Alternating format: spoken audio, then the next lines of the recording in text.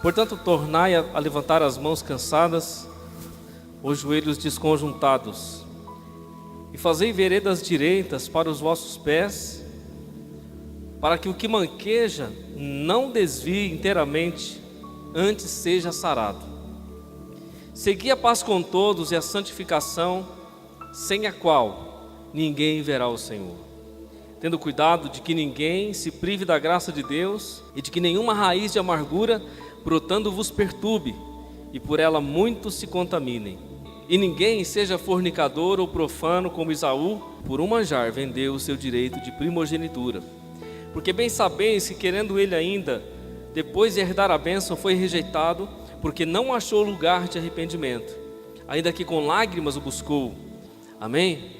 Pode se sentar no nome de Jesus. Pai, nessa noite, nós estamos nas Tuas mãos, Senhor, inteiramente dependentes da Tua graça, dependentes do Teu amor e do Teu favor, e reconhecemos, amado Jesus, que sem o Senhor, nada somos, Pai, que sem a Tua presença, sem a Tua pessoa, sem o Teu amor, sem, Senhor, a Tua presença conosco, o toque do Teu Espírito, nada podemos fazer, não podemos ir a lugar nenhum, Pai. Não temos a condição em nós mesmos de garantirmos a nossa salvação, ou Pai, a estrutura da nossa própria vida, se a Tua presença, se o bom Consolador, se o amado das nossas almas não for conosco. Por isso declaramos, Pai, e reconhecemos dia após dia o quanto nós somos necessitados, o quanto nós somos desesperados pelo Senhor, em nome do Senhor Jesus. Amém e amém. Eu quero que você preste bastante atenção nesses versículos seguintes que estarei lendo aqui, que é muito importante no que diz respeito concernente à nossa própria salvação, tanto a nossa salvação como a vida e a salvação daqueles que estão ao nosso redor, seja os nossos irmãos, seja as nossas famílias, seja os nossos vizinhos, enfim, aqueles que nos rodeiam, no local de trabalho, na escola, seja onde quer que seja, onde for. A necessidade que eu e você temos de estar em pé, e a necessidade que eu e você temos de espelhar a nossa salvação, de mostrar aos outros, aos demais, o Deus que nós servimos, e o Evangelho que nós vivemos na carne, o Evangelho que nós vivemos no nosso corpo, na nossa própria existência.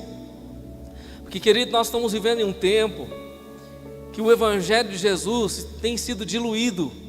Não o Evangelho essencialmente da Bíblia, mas os homens têm usado a palavra de Deus para o seu bel prazer. Os homens têm manipulado a palavra de Deus em benefício próprio.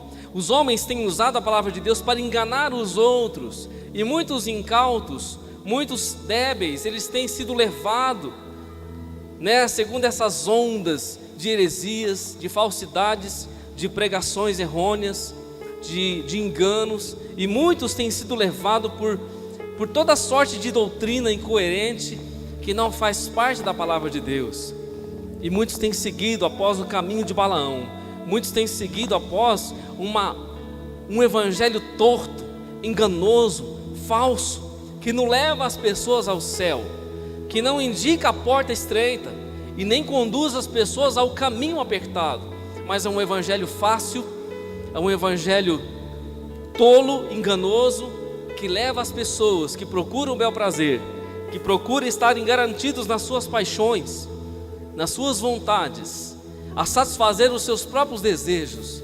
E muitos estão indo nas suas cobiças, nas suas loucas e nocivas concupiscências, indo para o abismo, sem saber que estão indo, por não observar a Escritura, por não olhar e não ler a Escritura Sagrada. O que Jesus disse a respeito disso? Oséias já dizia: o meu povo se perde porque lhe faltou conhecimento. Jesus disse: errais não conhecendo as Escrituras. E muitos, porque escutam um evangelho diluído, acham que aquilo é de Deus, e por não observar o que a Escritura diz, e não analisar à luz da Bíblia o que estão falando, acabam seguindo após esse caminho. E muitos, querido, achando que estão servindo a Deus, estão servindo aos homens. E muitos, por achar que estão servindo a Deus, estão servindo ao próprio ventre. E muitos, por achar que estão servindo a Deus, estão servindo ao demônio, com as suas falsas heresias e falsos ensinamentos por não observarem e não analisarem e não procurarem na palavra de Deus. Quando Jesus disse: observai as Escrituras, porque cuidais ter nela a vida eterna, Jesus está dizendo: faça um exame minucioso na palavra, gaste tempo com a palavra, olhe para a palavra, veja o que a palavra está dizendo e veja o que os homens estão dizendo. Olhe o que está sendo anunciado aí fora e olhe para a palavra, vê se condiz. Faça uma análise da palavra, leia a palavra. Querido, tem crente que não consegue nem ter um discernimento natural da Escritura. Imagina ter a revelação do Espírito Santo na Escritura Sagrada. Nós temos que ler mais a palavra para não ser levado por roda de doutrina, por falso entendimento. Muitos estão vestidos, querido, com capa de ovelha, com cara de ovelha, mas por dentro eles são lobos devoradores. Mas o texto que eu quero me apegar aqui nessa noite fala de algo muito peculiar para mim e para a sua vida hoje, para as nossas vidas, porque o escritor aos Hebreus começa a dizer assim, a partir do versículo 12: essa aqui é uma exortação à santidade, é uma exortação a permanecermos na presença de Deus, na nossa própria salvação, e com a nossa permanência na presença de Deus, levar os que estão ao nosso redor a observar a nossa vida, para que eles que estão fracos, desanimados, talvez até caídos, a se levantarem e caminharem após o caminho de Jesus. Ele começa dizendo assim: portanto, tornai a levantar as mãos cansadas e os joelhos desconjuntados, e fazei veredas direitas para os vossos pés, para que o que manqueja não se desvie inteiramente, antes seja sarado. Nós estamos vivendo num período, querido, onde muitos cristãos, eles estão fracassando na carreira. Nós estamos vivendo num período agora atual do esfriamento do amor, onde muitos cristãos, eles estão apostatando da fé, se esfriando no Evangelho, se esfriando na sua caminhada. Eles não querem mais pagar o preço pela fé, eles não querem mais viver a vida que o Evangelho diz que eles têm que viver. Eles querem viver uma vida fácil, uma vida de qualquer jeito. Eles querem servir a Deus de qualquer jeito. Eles querem vir à igreja de qualquer jeito. Estamos vivendo essa fase da igreja, e por incrível que pareça, o livro de Apocalipse, na última fase da igreja, vai registrar isso. Uma igreja que diz que tem tudo, que pode tudo, que ela é a tal, mas Jesus está do lado de fora dela.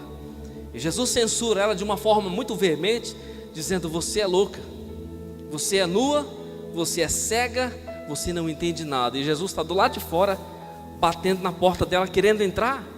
Já pensou, querido, Jesus de fora da igreja? Ora, se foi Ele que constituiu a igreja, Ele está do lado de fora batendo na porta, porque esse é o último retrato da igreja narrado na Escritura. Lembramos que nós vemos esse retrato no livro de Apocalipse, no capítulo 3, a igreja de Laodiceia, que se dizia uma igreja opulenta e rica, mas espiritualmente ela estava fria, espiritualmente na realidade ela estava morna, ela nem era de Jesus e nem era do mundo, ela estava dividida em dois pensamentos, em dois sentimentos, em dois desejos, se podemos dizer assim. E isso, querido, tem levado esse perigo que tem rondado a igreja, da frieza, da insensibilidade espiritual, tem levado muitos cristãos a se esfriarem na fé, a se apostatarem do Evangelho, a crerem mais na voz do homem, a crerem mais na voz do seu coração, a acreditarem mais na crise, nos problemas, nas dificuldades, do que acreditarem na voz de Deus. E por isso muitos têm fracassado, muitos têm desanimado, a fraqueza, a apostasia tem tomado conta de muitos, as decepções, mágoas, elas têm se multiplicado no coração de muitos cristãos, e por isso muitos estão se esfriando na fé. Querido, Jesus disse: por se multiplicar o pecado, a iniquidade, o amor de muitos se esfriaria. É por causa do pecado que o amor se esfria, porque a Bíblia diz que o amor, ele cobre uma multidão de pecados, mas como o pecado está se aglomerando e aumentando, o amor tem sido deixado de lado. E quando nós olhamos para o contexto da igreja, você vai vendo uma igreja que já não ama mais como amava, uma igreja que já não serve mais como servia, uma igreja que já não adora mais como adorava. Então vai pegando, querido, Vai pegando aquilo que serve para a sua alma, amém? E vai deixando que essas palavras entrem na sua alma e que Deus trate na sua alma, assim como está tratando na minha nessa noite. Deixe o Espírito Santo mover e tratar o seu interior nessa noite. Muitos estão vivendo nesse sentido de apostasia e fraqueza, desânimo. Você vai ver ao longo da história sagrada, Deus falando com Josué, as palavras de Jesus soando: olha, tem de bom ânimo, eu venci o mundo, no mundo tereis aflições, mas tem de bom ânimo, eu venci o mundo. Jesus já dizia: tem aflições no mundo, as aflições são do mundo, mas eu digo para você, tenha bom ânimo. Você precisa ter bom ânimo para você seguir a caminhada, para você conseguir chegar no alvo que está proposto para você. Eu fazia nesses dias uma reflexão sobre a nossa igreja local, aqui, essa comunidade Merve, para não falar de outras, porque nós estamos pregando aqui, estamos vivendo aqui, somos igrejas aqui. Quando falamos num panorama geral, sim, nós olhamos para o esfriamento geral. Mas quando falamos da igreja local, há tempos atrás, muitos irmãos foram no encontro com Deus. Há tempos atrás, nós fizemos encontros de casais na igreja. Há tempos atrás fizemos eventos na igreja, cultos diferenciados, encontros com Deus, encontros de casais, trabalho com jovens e assim por diante. Trabalhos que movimentavam a igreja, que levavam a igreja a se levantar ou se despertar. Fizemos um encontro com Deus, alguns irmãos participaram do encontro. Foi aquela unção, aquele momento espiritual, todo mundo foi renovado, todo mundo foi destampado, se posso dizer assim, aquela unção foi despejada, e aí todo mundo ficou aceso no Espírito Santo. Passou uma semana, todo mundo estava alegre e feliz, porque tinha tido um encontro com Deus, participou de um fogo, de uma glória, e aí compartilhava com todo mundo. Foi uma alegria, irmão, foi uma bênção o encontro. Você não imagina como Deus falou comigo, foi algo espetacular, algo tremendo, algo que eu nunca tinha passado e presenciado na minha vida. Passou-se 2 semanas, continuava aquela alegria, continuava aquele ânimo, aquela motivação, mas quando chegou um mês, querido, tinha acabado aquilo. Todo mundo estava do mesmo jeito, cabeça baixa, desanimado, voltado para os problemas, voltado para as crises, voltado para as dificuldades. De vez em quando você viu um irmão confessar para o outro: irmão, está difícil, irmão, está uma luta lá em casa, está um problema. E começavam as murmurações, os problemas, as dúvidas novamente. Mas cadê aquele povo que passou por um encontro com Deus? Cadê aquele povo que presenciou a unção, que teve dias de glórias e agora está embaraçado de novo nos seus problemas? Fizemos encontros de casais, e aí no encontro de casal renovou o casamento, foi uma bênção. Depois do encontro teve um renovo no casamento, passou uma semana, até um mês, uma bênção, depois voltou tudo de novo, irmão, estaca zero. Vem meu irmão se aconselhar com o pastor, vem a irmã se aconselhar. Ah, pastor, mas ele está assim, está com problema. Ah, voltou tudo de novo o mesmo problema. De sempre voltar a estaca zero. De sempre voltar a estaca zero.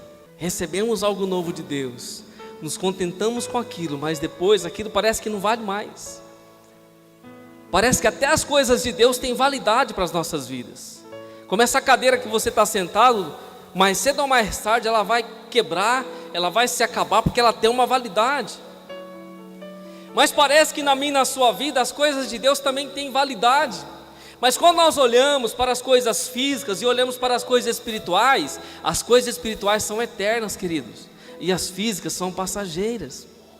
As coisas espirituais não deveriam ter validade em nossa alma, mas por incrível que pareça, elas têm. Porque nós nos alegramos com a glória que Deus derrama hoje, mas quando é amanhã nós voltamos para o mesmo problema. Nós conversamos com um e com o outro. Os irmãos vão contar do problema lá atrás, está no mesmo problema, está vivendo em 2016, mas está com um problema de 2014, 2013, ainda que não foi resolvido, continua vivendo na mesma vida, no mesmo problema, na mesma luta, e parece que não avança na fé, parece que não avança na vida espiritual, parece que não cresce no entendimento celestial, e parece que tudo que escuta, que ele entra no ouvido e sai no outro, e parece que não faz diferença na vida. As coisas espirituais, elas não deveriam perder a validade no nosso espírito, mas por incrível que pareça, elas perdem a validade. Significa, querido, que muitas coisas que nós recebemos, estamos recebendo na alma, não no espírito. Porque na alma é emoção, no espírito é convicção.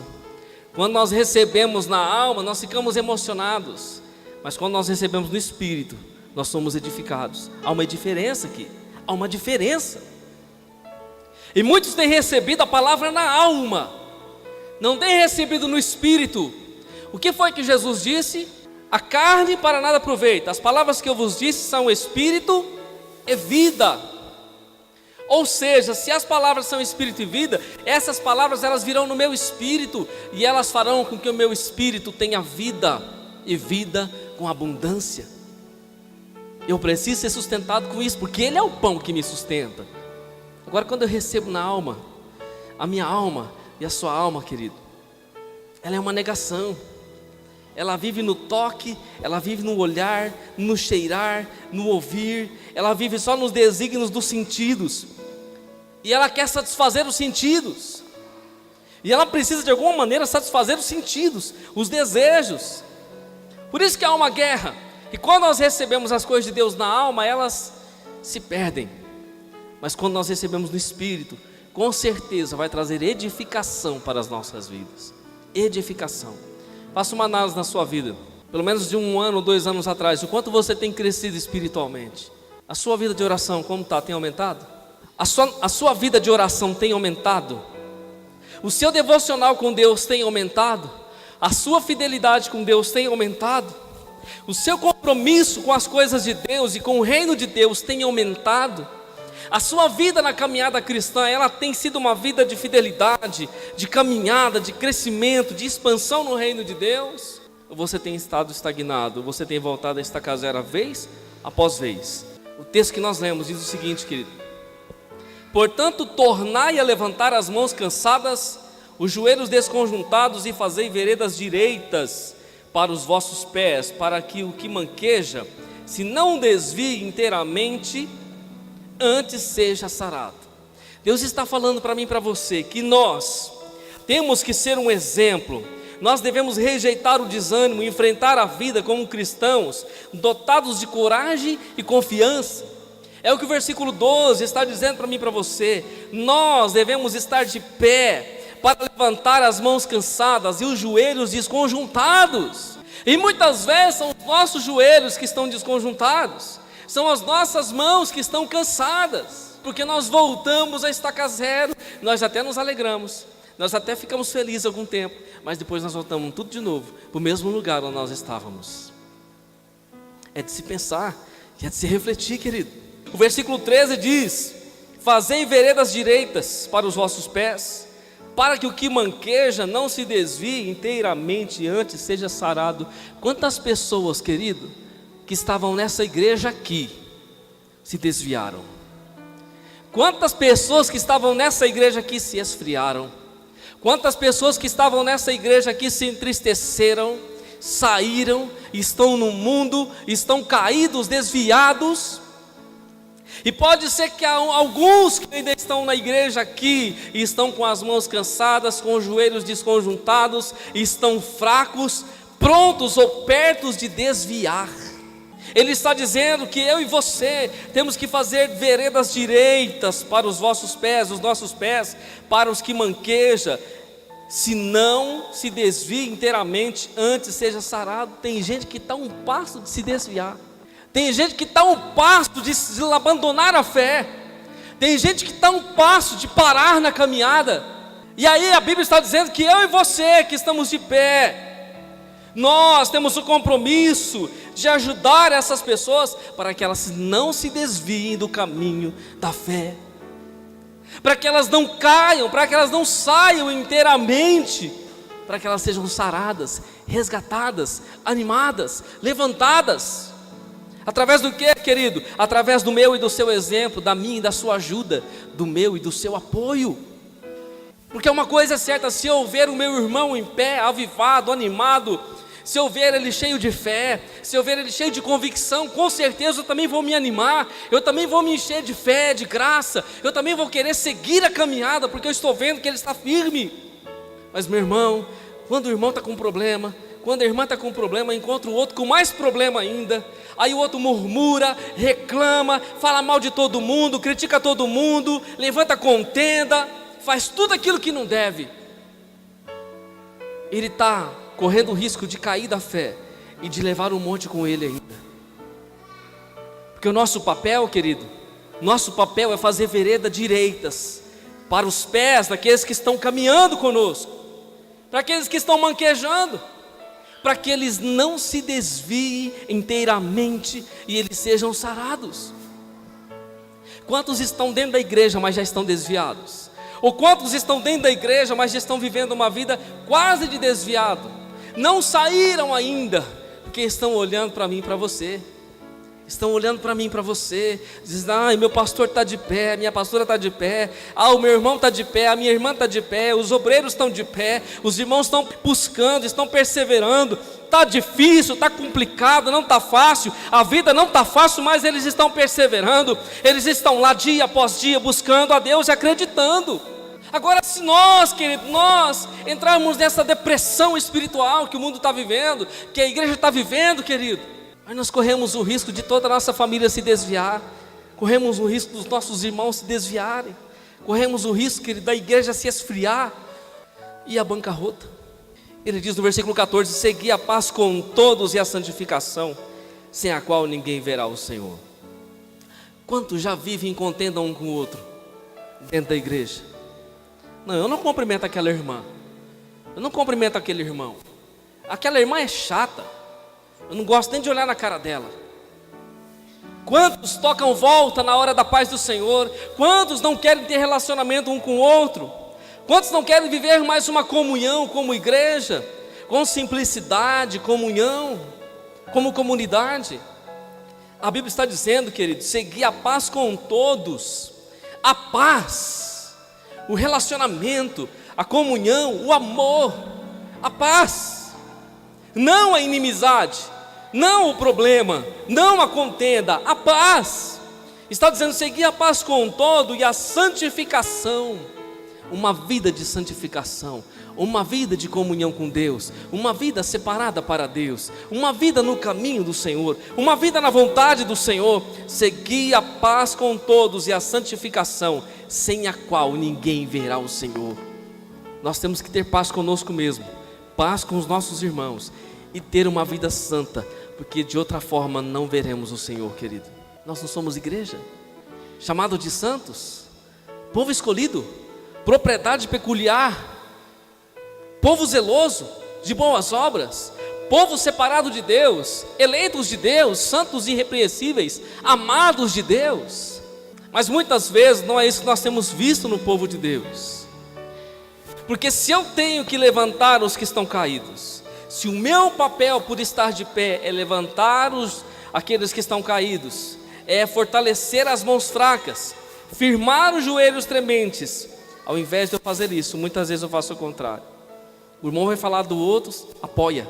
O irmão vai criticar o outro, para o outro irmão, em vez de cessar aquela palavra e trazer uma palavra de edificação, de amor e de correção, uma palavra de exortação, dizendo: irmão, não fala isso, não faça isso. O irmão que está ouvindo, aceita, recebe e dá ênfase naquilo que está sendo dito, levantando mais contenda e mais problema, mais inimizade, mais falta de amor, mais insensibilidade e frieza no coração. Aí você olha para a vida, querido, não cresce, não anda, não se levanta, espiritualmente está derrotado, derrotada, caído, não vai, a vida não flui, não caminha no reino do Espírito, porque está dando vazão, querido, para outras coisas e não para a voz de Deus. Ao invés de estar levantando, fazendo veredas retas, direitas para os pés daqueles que estão resvalando, ao invés de estar ali ajudando aqueles que estão se desviando inteiramente para que sejam sarados, está apoiando, está ajudando, está inflamando. E seguir a paz com todos e a santificação, querido, é para cristão. A paz com todos e a santificação é para cristão, porque tem muito crente que não vive isso. Isso aqui é para cristão. Sem isso aqui ninguém verá o Senhor. De maneira e hipótese alguma ninguém verá o Senhor. Mas olha um agravante, querido, que a partir do versículo 15, olha o que ele vai dizer a partir do versículo 15. Por conta de situações que nós vivemos, atitudes que nós temos, ou palavras que nós falamos, ou a maneira como nós respondemos ou nós agimos, O versículo 15 vai dizer assim: tendo cuidado de que ninguém se prive da graça de Deus, e de que nenhuma raiz de amargura brotando vos perturbe, e por ela muitos se contaminem. E ninguém seja fornicador ou profano como Esaú, que por um manjar vendeu o seu direito de primogenitura. Tendo cuidado de que ninguém se prive da graça de Deus, e de que nenhuma raiz de amargura brotando vos perturbe, muitos se contamine. Aqui Deus, através dessa palavra, está falando com toda a congregação. Cuidado que nenhuma raiz de amargura brote no seu coração, e por causa dela, não só você seja contaminado, bem como a sua casa, a sua família, a sua comunidade. E ele vai dar o exemplo de Esaú, Jacó, Esaú. Ele vai dar o exemplo de Esaú, porque Esaú, por causa de um manjar, por causa de um prato, de uma comida, algo que quer satisfazer a sua barriga, o seu estômago, ele vendeu o seu direito de primogenitura, o seu direito de primogenitura, o primeiro filho, a honra do primeiro.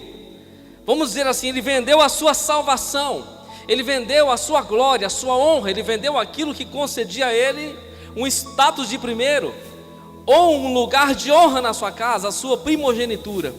Sabe, querido, quando nós lemos essa passagem, o que me faz entender é o seguinte: que Esaú, ele menosprezou as coisas santas, que Esaú deixou de lado, ele banalizou aquilo que era santo, aquilo que era principal para ele, por causa de uma comida, por causa de uma vontade passageira, por causa de um desejo da sua carne, por causa de uma vontade dos seus olhos, por causa da fome do seu estômago, por causa do desejo do seu coração, ele abandonou algo eterno. Agora, quando a Bíblia diz que eu e você não podemos nos privar da graça de Deus, e temos que ter o cuidado para que nenhuma raiz de amargura brote em nosso coração e nos perturbe, e por elas muitos se contaminem, nós temos que ter cuidado. Que pode ser que no seu coração não tenha a raiz de amargura, mas pode ser que alguém possa plantar dia após dia, com murmurações, com falatórios, falando mal, criticando, zombando. E aí vai falando, vai ouvindo, vai dando vazão, vai recebendo, vai ouvindo, vai brotando uma raizinha de amargura. E essa raizinha de amargura vai se tornando uma raiz grande. Isso vai se estendendo. Já viu raiz? Como que a raiz vai? A raiz vai embora, querido. Quando ela brota, ela vai esparramando, ela vai crescendo, igual a raiz de uma árvore. Ela vai esparramando, onde eu achar lugar ela entra. Cuidado para que no seu coração não brote nenhuma raiz de amargura por aquilo que você está ouvindo ou sentindo, e por causa dessa raiz de amargura muitos venham se contaminar. Há muitas vozes, querido, falando ao nosso redor. As vozes desse mundo, a voz do nosso coração, a voz do demônio. Há muitas vozes falando ao nosso redor. Nós podemos ouvir todas, ou nós podemos ouvir a voz de Deus, a principal, a voz do Espírito, a voz da palavra, a voz da vontade de Deus, e ter o discernimento que é Deus que está falando. E quando sabermos que não é Deus que está falando, nós temos que ter o cuidado de tampar os nossos ouvidos e não dar vazão àquilo que nós estamos ouvindo, para que essa raiz maldita de amargura não venha nos perturbar, e por causa dela muitos venham se contaminar. Se tem uma coisa que contamina, querido, é a murmuração.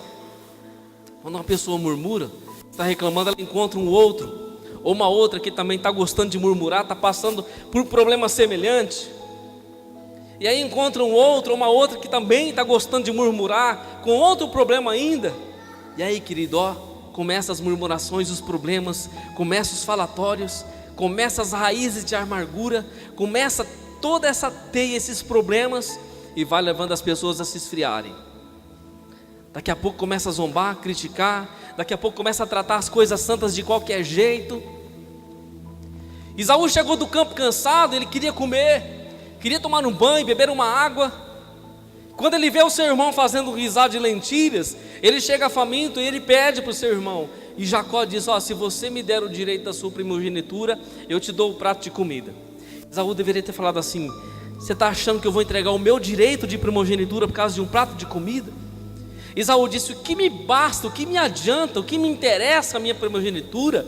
Eu estou com fome, o que importa é satisfazer o meu desejo agora, da minha carne, do meu estômago. Me dá essa comida e fica com direito para você.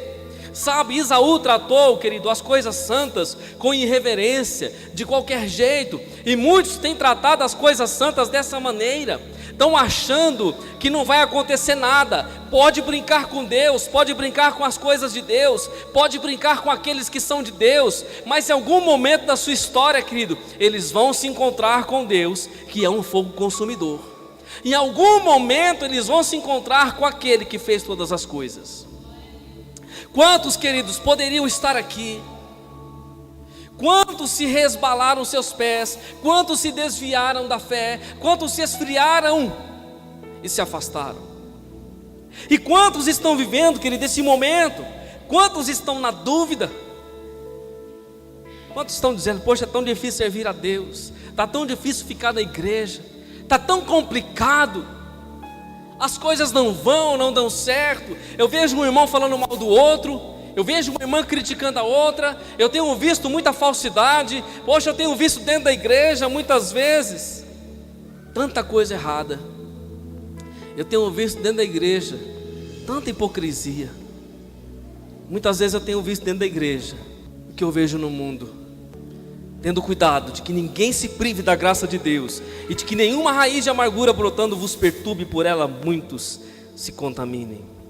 Ninguém seja fornicador ou profano como Esaú, que por um manjar vendeu o seu direito de primogenitura, trocou o eterno pelo passageiro, trocou o eterno por aquilo que valia só por um momento, para satisfazer só a sua fome no momento. Versículo 17: porque bem sabeis, querendo ele ainda depois herdar a bênção, foi rejeitado porque não achou lugar de arrependimento, ainda que com lágrimas o buscou. Porque bem sabeis que querendo ele ainda depois herdar a bênção, olha o que a Bíblia está dizendo. Porque bem sabeis que querendo ele ainda herdar a bênção, foi rejeitado porque não achou lugar de arrependimento, ainda que com lágrimas o buscou. Sabe o que é isso aqui? Esaú fez tudo errado, entregou aquilo que era precioso, sagrado, por causa de algo passageiro, e depois ele quis herdar a bênção ainda. Detalhe, que ele estava chorando por causa da bênção perdida, ele não estava chorando por causa do pecado cometido. Muitos estão chorando por causa da bênção perdida, e não por causa do pecado cometido. Esaú estava chorando porque ele tinha perdido a sua bênção. Ele não estava chorando e nem se arrependendo por causa do pecado que ele havia cometido. A Bíblia diz que ele foi com lágrimas buscar a sua bênção diante do seu pai, e o seu pai diz: não, eu não posso abençoar. Ele já foi abençoado, a bênção já foi entregue, não tem como eu abençoar novamente. Ele já foi abençoado, o seu irmão Jacó já foi abençoado. Eu não tenho outra bênção para você, pai, mas me abençoa, me abençoa. Com lágrimas, com arrependimento por causa da perca da bênção. Mas ele perdeu o seu lugar, perdeu a sua bênção, porque ele trocou definitivamente aquilo que ele é eterno por algo passageiro. Esaú foi profano. Esaú profanou as coisas de Deus. Você sabia que o pecado sem perdão, o único pecado que não tem perdão, é a blasfêmia contra o Espírito Santo? A Bíblia diz que Deus perdoa todos os pecados, mas existe um pecado em especial que não é perdoado: a blasfêmia contra o Espírito Santo. O que é a blasfêmia contra o Espírito Santo? Quando Jesus estava curando nas sinagogas, curando nas aldeias, em alguns momentos os fariseus estavam de frente com Jesus. E no momento das suas curas, os fariseus disseram assim: olha, ele cura pelo Beelzebu, ele está curando pelo diabo. E Jesus disse: olha, se eu curo pelo dedo de Deus. E aí Jesus vai dizer que esse pecado não tem perdão nem aqui e nem na eternidade. É quando se atribui o que Jesus está fazendo ao demônio. dizendo que o demônio está usando Jesus para fazer alguma coisa.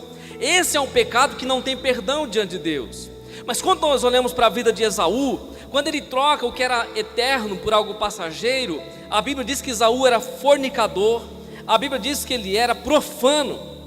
Então ele não estava preocupado com as coisas sagradas, ele não estava preocupado com as coisas puras de Deus, ele não queria saber das coisas de Deus. Tanto é, quando ele vê aquela comida, ele se interessa por ela, que não me interessa, eu não quero saber de primogenitura, eu não quero saber das coisas sagradas, não me interessa as coisas de Deus, eu quero encher a minha barriga, eu quero comer essa comida, eu quero satisfazer a minha alma, eu quero aquilo que vai me completar agora, e o que é de Deus não me interessa. Aí ele vai buscar depois, com lágrimas, chorando, ele vai buscar a sua bênção, e agora a sua bênção não está mais disponível, porque ele foi profano, porque ele profanou, porque ele foi insensato, porque ele foi fornicador, porque ele desejou pelo manjar da terra e não pelo manjar do céu. E aí, querido, ele chorou pela bênção perdida, mas não pelo pecado cometido. Eu quero que você abra a sua Bíblia em Jó capítulo 4, do versículo 3 ao versículo 6. Eis que ensinaste a muitos, e tens fortalecido as mãos fracas. As tuas palavras firmaram os que tropeçavam, e os joelhos desfalecentes têm fortalecido. Mas agora se trata de ti, te enfadas, e tocando-te a ti te perturbas. Porventura não é o teu temor de Deus e a tua confiança, e a tua esperança, a tua integridade dos teus caminhos? Eu vou ler de novo. Eis que ensinaste a muitos, e tens fortalecido as mãos fracas. As tuas palavras firmaram os que tropeçavam, e os joelhos desfalecentes têm fortalecido. Mas agora se trata de ti, te enfadas, e tocando-te a ti te perturbas. Porventura não é o teu temor de Deus a tua confiança, e a tua esperança, a tua integridade dos teus caminhos? Jó estava lá, querido, belo e formoso, rico, abençoado, próspero, um homem cheio do vigor.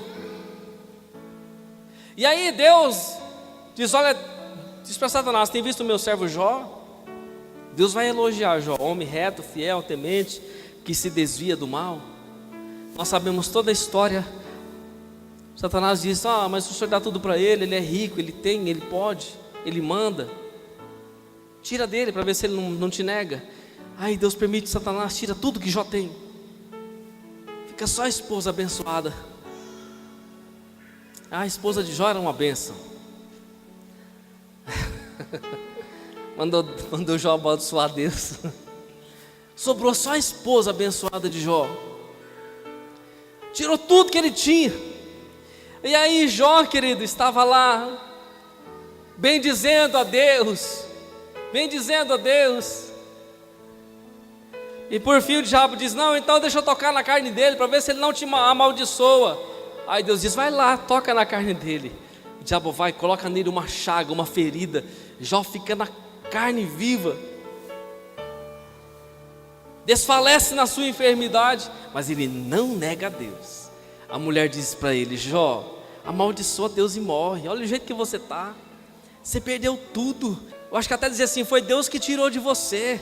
Tá vendo? Deus não é bom não, arrancou tudo que você tinha. Você está doente, Jó. Jó continuava adorando o Senhor, se coçando com as suas enfermidades, com as suas dores, mas adorando o Senhor. Quando nós chegamos no capítulo 4 do livro de Jó, que nós lemos, os seus amigos começam a conversar com o Jó. E nesse primeiro relato, um dos amigos vai dizer assim: você, Jó, você ensinou muita gente, você fortaleceu muitas mãos fracas. As tuas palavras, Jó, elas firmaram os que tropeçavam, e os joelhos que desfaleciam. Você fortaleceu, mas agora se trata de ti. Te enfadas e tocando-te a ti te perturbas. Porventura não é o teu temor de Deus e a tua confiança e a tua esperança, a integridade dos teus caminhos? Agora Jó, querido, estava na situação de alguém que precisava de conselho, de alguém que precisava de ajuda, de alguém que precisava de uma mão amiga. Agora Jó estava numa condição de alguém que precisava não só de palavras, mas de um apoio, de uma ajuda, de um abraço, de um conforto. E um dos seus amigos vai dizer para ele: Jó, você ensinou muita gente, você fortaleceu muita gente, você levantou muita gente, mas agora se trata de você, você se enfada, trazendo para a nossa realidade, querido. Eu não sei como você tem vivido, eu não sei qual tem sido os enfados da sua vida, os problemas da sua vida, o manquejar dos seus pés, a tremência dos seus joelhos. Eu não sei qual tem sido as dificuldades e lutas da sua vida, mas Deus está falando. Quantas vezes eu e você, nós fortalecemos as pessoas? Quantas vezes nós ajudamos os que estavam caídos, as mãos fracas? Quantas vezes nós ajudamos aqueles que estavam tropeçando, aqueles que estavam caídos? Quantas vezes nós somos ajuda, apoio, amor? Quantas vezes somos restauração? Quantas vezes? Mas agora pode ser que estamos passando por dificuldades plenas, por angústia, por sofrimento, por dores. Agora vem a nós a palavra de Deus dizendo: agora você se perturba, não há temor de Deus no seu coração. Eu e você, querido, não devemos agir como Esaú agiu. Não podemos trocar as lentilhas desse mundo por algo eterno que está reservado para mim e para você. Não podemos negociar a nossa salvação por causa do momento de dificuldade que nós estamos passando. Nós temos que levantar as mãos fracas, nós temos que levantar e ajudar os joelhos trementes. Deus nos levantou e nos colocou de pé, querido, para ser instrumento nas suas mãos para com o nosso próximo.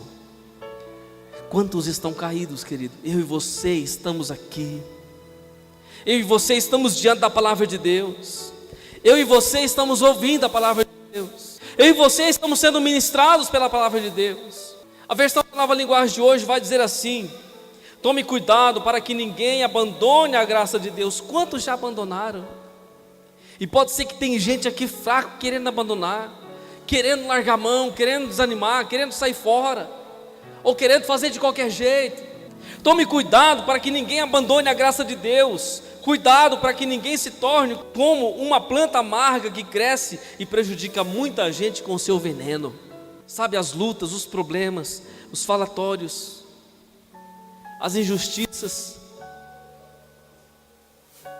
as coisas que nós ficamos sabendo, as tristezas que nos envolvem, muitas vezes elas tentam nos amargar por dentro. Você ajuda, você não é reconhecido. Você abraça, você é apunhalado pelas costas. Você ama, você é menos amado. Você aconselha, as pessoas não ouvem. Você mostra o caminho no caminho, as pessoas não querem caminhar. Tenha cuidado para que nenhuma raiz de amargura amargue o seu coração. Tenha cuidado porque as coisas que você escuta, as tristezas que você vive, não venham amargar o seu coração. Tome cuidado com isso. Tome cuidado para você não se privar da graça de Deus. E ele diz: e tome cuidado também para que ninguém se torne imoral ou perca o respeito pelas coisas sagradas. Quantos já se tornaram imorais?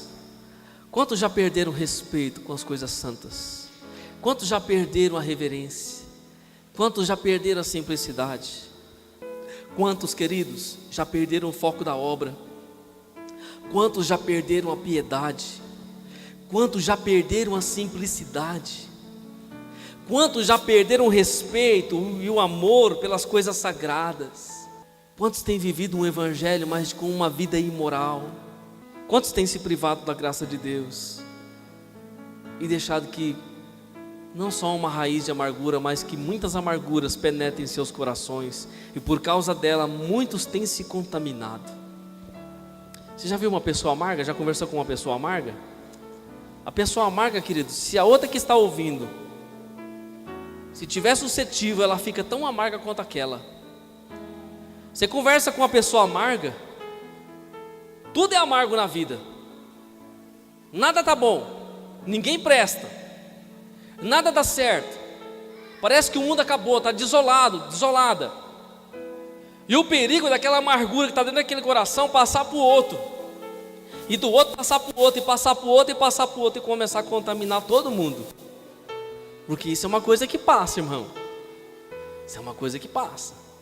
A amargura passa. Por isso nós temos que ter cuidado, não nos privar da graça. E como que eu me privo da graça, pastor? Como? Quando eu me afasto, quando eu me esfrio, quando eu trato como comum algo que é santo, como eu trato como qualquer coisa algo que é santo, como eu levo de qualquer jeito as coisas de Deus. Me privar da graça é seguir a Jesus de qualquer jeito, é não dar o valor devido para aquilo que é primeiro. O que Jesus disse? Buscai, pois, o reino de Deus e a sua justiça, e as demais coisas vos serão acrescentadas. Se você pegar Mateus capítulo 6, querido, você vai ver Jesus falando da comida, da bebida, das vestes, do corpo, da vida. Está dizendo para mim e para você: não andeis cuidadosos, não andeis ansiosos pelo que haveis de comer, ou beber, ou vestir. Olhe para as aves do céu, olhe para o lírio do campo. Ele vai dizer: nem Salomão se vestiu como um lírio daquele. Ele vai dizer: olha as aves dos céus, o vosso Pai as alimenta, não alimentará mais a vós, homens de pequena fé. E Jesus traz toda uma palavra dizendo: olha, confia em Deus, espera em Deus, faça a sua parte, porque Deus vai te prover. E no final ele diz assim: mas buscai, pois, o reino de Deus e a sua justiça, e todas essas demais coisas. Que demais coisas? A comida, a bebida, a roupa, o vestimenta, o cuidado, a vida. Tudo isso vai ser provido, tudo isso vai ser trazido. Deus vai te dar saúde, condição, vai te dar a bênção, vai te dar a prosperidade. Mas buscai, pois, primeiro o reino de Deus e a sua justiça. Jesus está estabelecendo o que aqui, querido? Uma prioridade. Primeiro é o reino e a justiça de Deus, a vontade de Deus, e todas as demais coisas serão acrescentadas. Só que eu preciso eu e você termos atitude, nos esforçarmos, querido, para promover a comunhão, para promover a santidade, a paz com todos. Será que alguém tem desejo de vir na sua igreja? Será que o seu vizinho tem desejo de vir na sua igreja? Será que a sua família tem desejo de vir na sua igreja? Será que o seu patrão tem desejo de vir na sua igreja? O seu irmão, a sua tia? Hebreus 13, 12 e 14 diz: vede, irmãos, que nunca haja em qualquer de vós um coração mau e infiel, para se apartar do Deus vivo. Antes, exortai-vos uns aos outros, todos os dias durante o tempo que se chama hoje, para que nenhum de vós se endureça pelo engano do pecado, porque nos tornamos participantes de Cristo, se retivermos firmemente o princípio da nossa confiança até o fim. Temamos, pois, que porventura, deixada a promessa de entrar em seu repouso, pareça que algum de vós fique para trás. Porque também a nós foram pregadas as boas novas, como a eles, mas a palavra da pregação nada lhes aproveitou, porque não estava misturada com a fé naqueles que a ouviram. Se essa palavra aqui, querido, que está sendo pregada, que está aí na sua mão, se ela não for misturada com a fé, nada vai aproveitar. Se ela não estiver misturada com a fé que há em mim e em ti, nada será aproveitado. Gálatas 6, 1, 2 diz: irmãos, se algum homem chegar a ser surpreendido em alguma ofensa, vós que sois espirituais, encaminhai ao tal com o espírito de mansidão, olhando por ti mesmo, para que não seja também tentado. Levai as cargas uns dos outros, assim cumprireis a lei de Cristo. Quando que eu vou cumprir a lei de Cristo, o amor? Levando a carga do meu irmão, carregando o sofrimento do meu irmão. Não é criticando o meu irmão, não é lançando amargura no meu irmão, não é provocando o meu irmão a ira, não é levando o meu irmão a escarnecer de Deus, a levar as coisas sagradas de qualquer jeito, não é falando mal dos meus líderes, e nem dos meus irmãos, e nem da minha família, porque dessa maneira eu vou desconstruir tudo aquilo que Deus está construindo em minha vida. E aí a igreja vai de mal a pior, querido. Eu tenho cobrado de mim mesmo, nesses dias, um progresso na vida espiritual. E assim como eu tenho cobrado de mim mesmo, querido, eu também quero cobrar de você que está sendo ministrado nessa igreja, um progresso na vida espiritual. Porque nós já passamos por muitas coisas e éramos para estar mais avante. Mas quando nós olhamos para a nossa realidade, nós vemos, querido, que parece que nada mudou. Um irmão teve uma visão com a igreja esses dias e veio contar para mim. Falou: pastor, eu chegava na igreja, a igreja não era aqui, parecia que era aqui, mas havia duas portas, uma porta lateral e uma porta central da entrada. E quando ele chegava na igreja ao longe, ele olhava, a igreja estava lotada de gente, lotada. Tinha gente em pé. O ministério do louvor estava louvando, estava iniciando o culto. E ele entrava na igreja e não tinha espaço. Os corredores estavam tomados, os bancos todos cheios de gente. E ele ficava espantado, ele chegava e olhava para a igreja e não tinha lugar para ele sentar com a família dele. Então ele encontrava uma cadeira e se ajoelhava para orar. Terminava a sua oração, ele levantava. Quando ele levantava, querido, a igreja estava metade da metade. Aí ele falou assim: pastor, o que é isso? Por que isso? Eu falei: por quê? Deixa eu falar para você, a igreja que você viu é a igreja que Deus quer. E quando você se levantou, é a igreja que é. A igreja que você viu é a igreja que Deus quer. Não se trata, querido, de uma igreja cheia. Não é isso que eu estou falando. Estou falando de números e nem de cabeças. Estou falando de progresso no Evangelho. Quantos estão perdidos e quantos que estavam aqui saíram? Talvez por frieza, talvez por insensibilidade. Ou seja, aquilo que Cristo quer não é aquilo que nós estamos fazendo. Aquilo que Cristo está desejando não é aquilo que nós estamos vivendo. E cada um de nós temos uma parcela nisso, querido, porque isso vai falar da nossa própria vida espiritual, do nosso próprio crescimento espiritual. Eu disse aqui numa quarta-feira, num dia de estudo, eu falei: irmão, o Evangelho de Jesus é simples. Não tem muito o que se pregar. É simples. O que é o Evangelho? Boas novas, irmãos. Boa notícia. Evangelion, do grego, boas novas. É quando nós anunciamos algo novo, diferente do que está aí. Então o Evangelho é a novidade de Deus para a terra. O Evangelho é: Jesus veio para salvar, para buscar aquele que estava perdido. Jesus veio para perdoar o homem. Jesus veio morrer pelo homem e absolvê-lo dos seus pecados e lhe garantir a vida eterna. Esse é o Evangelho. Essa é a pregação da fé. Não tem mais nada para ser anunciado. Não tem mais nada. Então nós passamos culto e culto, um culto atrás do outro, e oração atrás de oração, e ministração atrás de ministração, é para sustentar a nossa fé. Aí nós ouvimos as palavras de Deus para sustentar o nosso ânimo, o nosso espírito. Mas a mensagem do Evangelho é uma só. Quando você sair para fora, você vai dizer: ora, Jesus salva, Ele restaura, Ele renova, Ele dá vida eterna, Ele liberta, Ele cura. Essa é a mensagem do Evangelho. O reino de Deus está disponível na terra. Jesus veio para salvar. Essa é a mensagem do Evangelho. Não tem dificuldade de pregar, não precisa fazer curso, faculdade para pegar o Evangelho. Ele é simples. É simples. As pessoas podem aceitar ou elas podem rejeitar. Elas podem ser salvas ou elas podem continuar na condenação. Agora, o progresso do Evangelho na minha vida e na sua vida, querido, só vai acontecer à medida que eu expor o reino de Deus, à medida que eu pregar, anunciar o reino de Deus. Porque senão nós vamos ficar de manutenção em manutenção em nossa própria alma. Os pecadores estão indo ao inferno e nós estamos vindo para dentro da igreja. Nós estamos vindo para o culto e os pecadores estão morrendo. A nossa própria família está se perdendo. Nós estamos vindo para a igreja e nos esquecemos da grande obra que Deus nos chamou para fazer. E o pior de tudo isso, que muitos estão vivendo isso, amargos dentro da igreja, infrutíferos dentro da igreja, talvez infiéis dentro da igreja, com um coração contencioso dentro da igreja, ou talvez com uma vida hipócrita dentro da igreja. Fala uma coisa, mas depois nas costas fala outra. Fala uma coisa para um, depois fala outra para outro. Fala mal do outro, depois fala nas costas do outro. Então não sabe o que está vivendo. Se está vivendo o reino de Deus, se está vivendo o seu reino, a sua vontade. Porque há muitos joelhos trementes, muitos fracos, muitos necessitados. E Deus está contando conosco para levantar esses. Quantos já se perderam? Quantos se esfriaram totalmente? Quantos estão a ponto de se esvaírem da fé? E quando vocês falam assim: tem muita gente morna. E aí quando a gente fala assim: irmão, se for para viver desse jeito, vai logo para o mundo. Pastor, misericórdia, está mandando a pessoa para o mundo.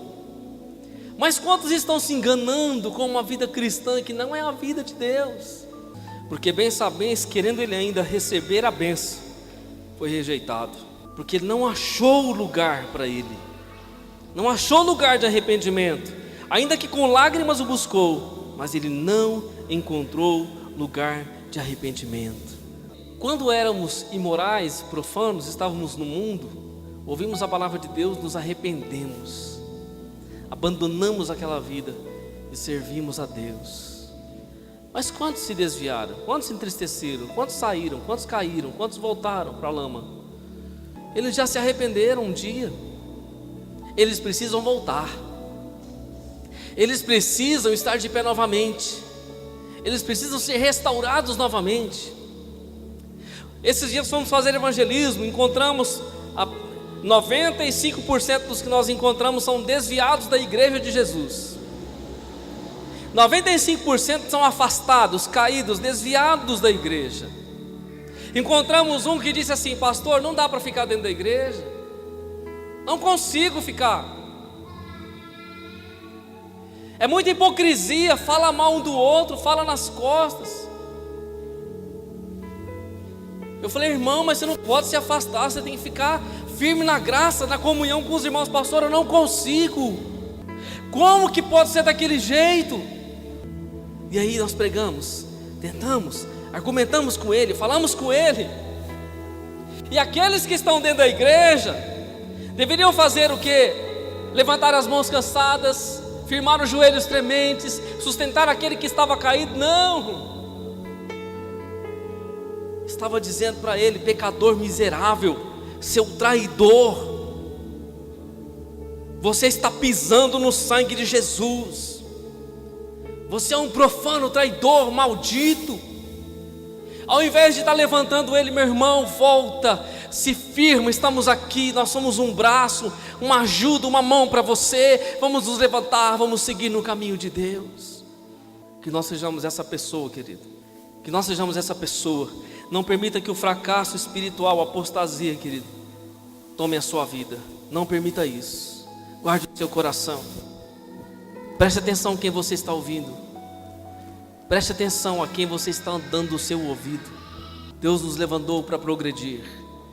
Tem muita gente caída, tem muita gente desanimada. Talvez até você mesmo esteja: pastor, eu estou na igreja, mas não tem sido fácil. Não tem sido fácil. As minhas mãos estão fracas, os meus pés, eles estão resvalando, os meus joelhos estão trementes. Olha só, Jó estava de pé, mas veio tudo aquilo sobre a vida de Jó, querido, e ele continuou de pé. Não foi as suas percas que o derrubaram, não foi a sua doença que o derrubou. Ele ficou em pé diante de Deus. Ele até se prostrou diante das suas dificuldades, mas ele ficou em pé diante de Deus. Amém? Continue firme de pé, que Deus está contando com você. E tem muita gente com o joelho tremendo, muita gente com as mãos fracas, esperando por você para ser levantada. Tem muita gente precisando de inspiração na sua vida, querida. E você e eu temos que ser essa inspiração. Amém?